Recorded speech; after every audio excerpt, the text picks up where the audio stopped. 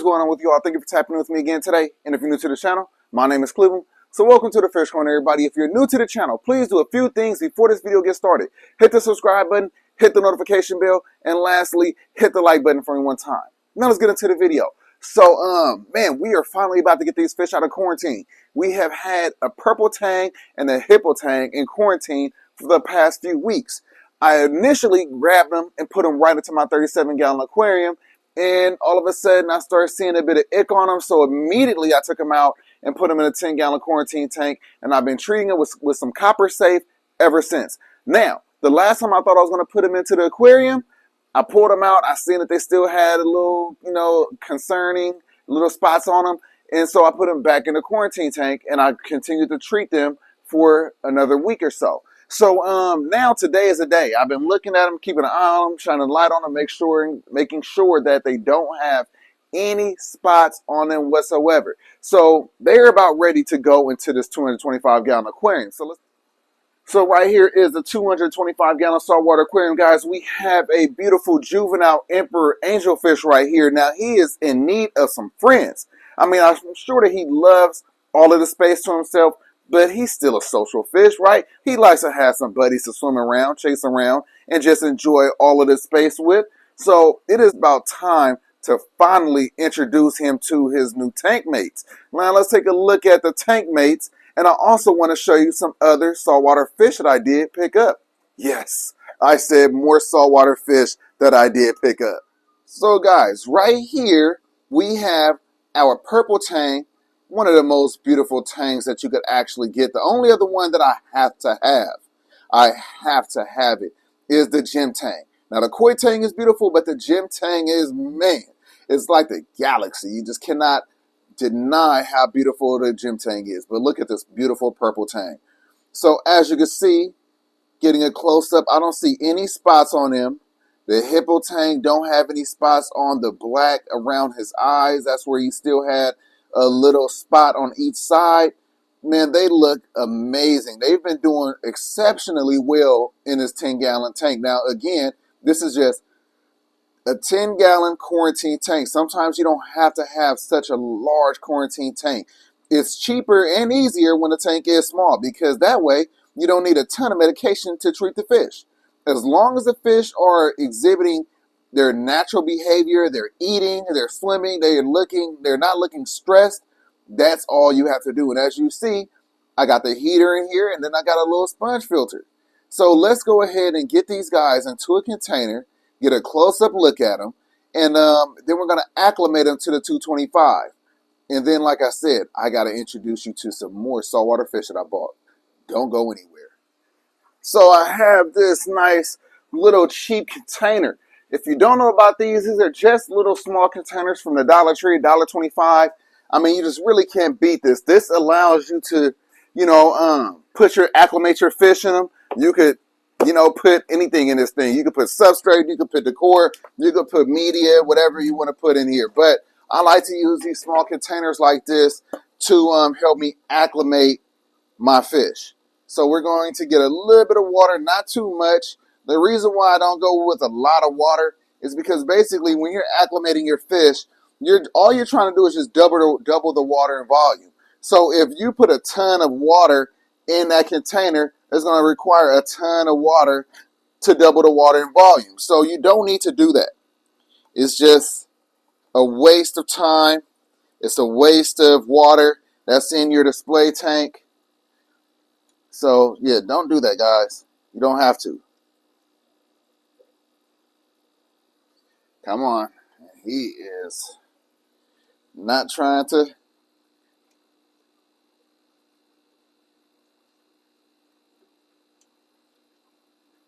There we go. That blue tang is looking so good. Man, they both look good. So like I told you, copper safe is what I recommend. Not a spot on them. Oh my goodness, they are so ready. They are so ready, y'all. Let me show you. Right here, y'all. Copper safe. This is what you want to use when you are ridding your saltwater fish of ick. Do not, I repeat, do not buy this cupramine. It's a sea chem product. Do not use this. I'm telling you, I've lost so many fish when using this.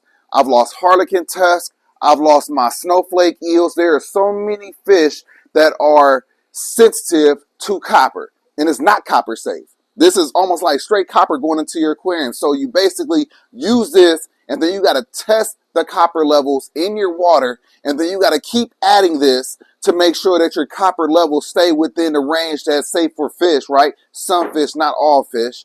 But the copper safe is none of that. It's none of that. And I'm not sponsored by this. I just want to make sure that when you are treating your fish, your saltwater fish of ick, that you don't end up killing your fish because you get something like cupramine. Just don't do it. So 1 teaspoon for 4 gallons of water, which it treats it for 1 month. So once you treat your aquarium, it stays in the aquarium at the correct level for 1 month. Now, if you do a water change in between that time, whatever water you take out, you make sure the copper safe that you put back in there equals the amount of water that you took out. Not the whole tank, but just the amount of water, right? That's how this works. And it treats for 30 days. You don't have to keep on, you don't have to measure, you don't have to do any of that. I've never lost any fish. Please understand, I've never lost any fish using this copper safe.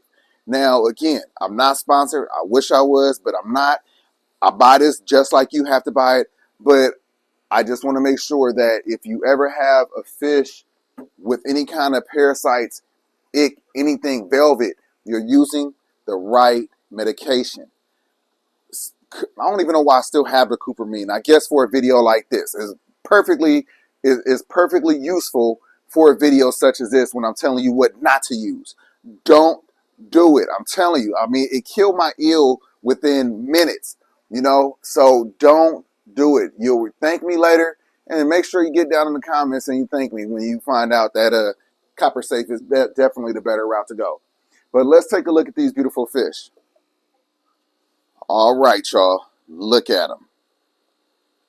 Oh yeah, they are ready to go in a 225. Now, they probably thought they were going to go back in a 37 gallon, but no. They're going into that 225 gallon aquarium where they could grow into beautiful big fish. All right, so I am going to do a drip acclimation. I prefer the drip acclimation because it's less stressful. You know what I mean? And so I got the ladder right here, got this tote on top of it to help give me some height. So if you ever seen or never seen anybody do a drip acclimation, I know you have on my channel plenty of times, but I want to show you all again for the newcomers. So you basically stick a little airline in there. You give it a little, you see that? You don't get water in your mouth or anything. And then you choose how fast you want the water to drip. So obviously the tighter the knot that you create in the hose or the tube, the slower the water will go. I think that's, you see that? I think that's good. It's kind of like, there we go. Okay, right there. There we go, right there. So you never want to just make it extremely fast. You want to, sometimes you can have an acclimation take a couple of hours for extremely sensitive fish when the water parameters inside of the aquarium is so different than the water that they're coming from. So, you don't always want to just, go quick. And floating the bag and throwing the saltwater fish in there is never advised when we're talking about saltwater fish. You got to worry about water parameters. It's not just the water temperature as we think about when it comes to our freshwater fish. So I will let these guys acclimate with the drip acclimation. Once the water doubles in volume, it goes from here to about right there. We're going to add them in. But let me introduce you to new members of the saltwater tank right here. We got the Nassau tank. And then we have that magnificent fox-faced rabbitfish. Man, oh man, John looked out for us again. John always comes through, y'all. John is the owner of Twins Aquarium in Stockton, California. I am going to put the link, not really the link, I am going to put his address in the description down below. Please get over there and show John some love. I'm telling you, if you show John love, John will show you love. One thing about John, he's informative, he's fair, he always has all the, man, he has everything. If you haven't seen the fish tour of that aquarium, I'm going to make sure I put a little tab, put a little picture right in the corner so you know which video to go to, and check out the playlist at the end of this video. So you know, matter of fact, I put the video at the end of this video, so you know where you need to go to next. John always comes through, has amazing fish, and he's a really great dude. And he came through. Look at these beautiful fish. Now they are already eating. I got him in this 29-gallon quarantine tank. I went 29 gallons because the 10-gallon was already taken, but they are already eating. They're eating, the Nassau tang is eating the flakes, and then the magnificent fox-faced rabbitfish is already eating mice and shrimp. So I have them in this quarantine tank, bare bottom, so I can take a look at their feces, make sure that there's no parasites or anything. Close observation, obviously, making sure there's no ick, anything like that. And man, you know, within like the next week, they will be joining the rest of the fish in the 225-gallon aquarium. Now, these were two of the fish that I had before, and I had to get them again. Y'all know it's some fish on that list and some fish that I lost that I absolutely have to have once more. One of the other ones I need to have is the red-breasted wrasse. If I can't get my hands on that wrasse because it is so elusive, then maybe I'll go with the harlequin tusk. But the red-breasted wrasse is such a beautiful fish, y'all. Man, the one we had was nice. So, yeah, like I said, we're going to go ahead and let these guys acclimate. And then once it's time to release them, I will get back with you. Like I said last time, please don't go anywhere. All right, y'all. So, as you can see, the water has doubled in volume. They are doing good, swimming around. So, that's practically tank water right there. And that's the reason why I highly recommend doing a drip acclimation. It's not as shocking, and I've had the best results and the best outcomes doing it this way. So let's get them inside this tank and let's see them swim around with their new friend. So first thing first, go ahead and take the tube out. Let all the rest of that water go in there. It's not necessary, but whatever. It's in the line.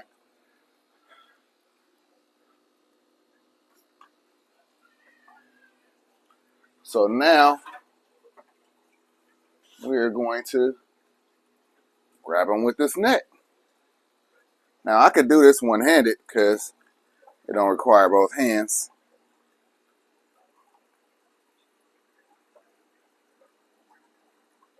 Start off with you. All right. There's the purple tang. And I know you want to join your buddy, so don't make it difficult. All right. And then we got, come on out. And we got the hippo tang. And he's a little guy. But yes, yes, yes. Let me go ahead and clean up this little mess, and we're going to take a look at him. Meanwhile, the purple tang is right there if you were wondering where he was at.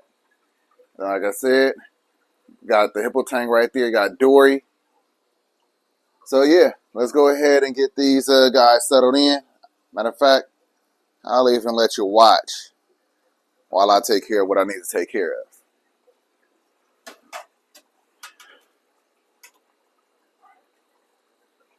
so happy about this tank coming back to life. And this time it's going to be done right. I will not be adding any predators to this tank. All community.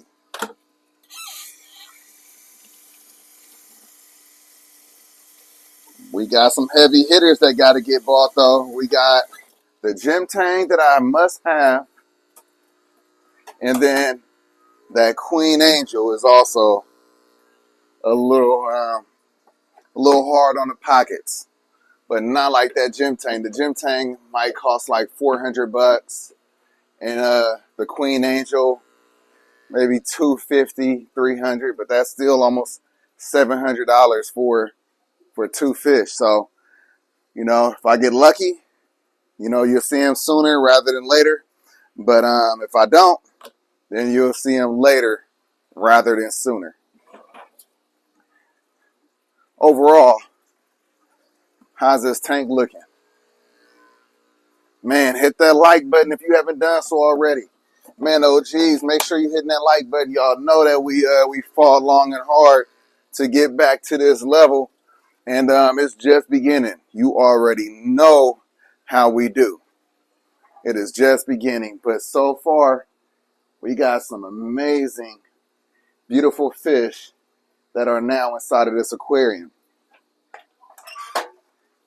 Just think of how nice it's going to look once we throw the Nassau and that magnificent fox-faced rabbitfish in there.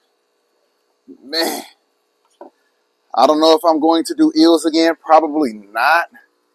But, who knows? You know how I feel about that dragon moray. But I'm not really focusing on eels or anything like that. Y'all know eels tend to jump out. That happened with a few of them. Whether they were scared from another fish or whatever the case may be, they jump out. So I don't anticipate buying any of these eels anytime soon. I'm not even going to look the eels' way because y'all know how much I love them and I want to buy them. All right, let's take a look. They are just so happy to have all of this space. They can't believe it. Especially the little hippo tank. He's like, what? Went from a 10-gallon to this? Oh, life is good. Man. Let me back it up a little bit. Man, oh man. Just wait until Aida sees this tank with these guys in here. Oh yeah. That's everything, y'all. Freshwater and saltwater. I hear people ask me all the time, which one better? I feel like, man, if you're really into the hobby, you might want to have one of each. Get you a nice 225-gallon Fowler aquarium that's fish only with live rock. And then get you a nice little 225-gallon or 240-gallon freshwater. And I'm telling you, you'll be able to enjoy the best of both worlds. I cannot wait to introduce these two guys down there into this aquarium. Now, even though I can't wait, I am going to wait. I'm not going to rush it. I want to make sure that they are doing good. So far, so good. So far, so good. I haven't had to treat them or anything like that. No parasites, no internal parasites, no external parasites. They're eating. So, just going to keep them up under some observation. Make sure, because these guys didn't have anything going on with them at first either. And then all of a sudden, boom, here goes a little ick. So, you never know. You just want to take your time with it. Don't rush it. You could actually keep fish up in a quarantine for about 6 weeks before you add them into the display tank. So anywhere between, 1 week to 6 weeks, find your own sweet spot. Find your own sweet spot. But one thing you don't want to do is have to go in here and tear out all the rock because you got to catch a fish because you were impatient. Patience is a virtue. So remember that. But man, you don't even know. The OGs know. But if you knew, you don't know, man. This has been something that I've been waiting on and so excited about since I lost all of my guys when we moved into this house 3 years ago. So Come on now. Be friends. I know you tank boss. You know, the emperors are usually a bit aggressive and they tend to want to be the tank boss. So, you know, just letting them know. Just letting them know. But that being said, we're going to go ahead and wrap this up. I could throw a little mysis cube in there to feed them, to make sure that that they are fed and stomachs are full. So, especially this guy, especially him, want to make sure he's fed. I did throw some flakes in there, but he's like, man, flakes. I might want to see if I could get a little tail from this little Dory right here. All right, let's go ahead and wrap this up. So that's all I have for you. Hope that you enjoyed this video. Hope that you learned something. Hope that you're inspired by something. If you are new to the channel, please do a few things before you go. Hit the subscribe button, hit the notification bell, and lastly, hit the like button for me one time. And remember, never share open-minded ideas with a closed-minded person. I'm going to catch y'all in the next one. Happy 4th of July. Peace.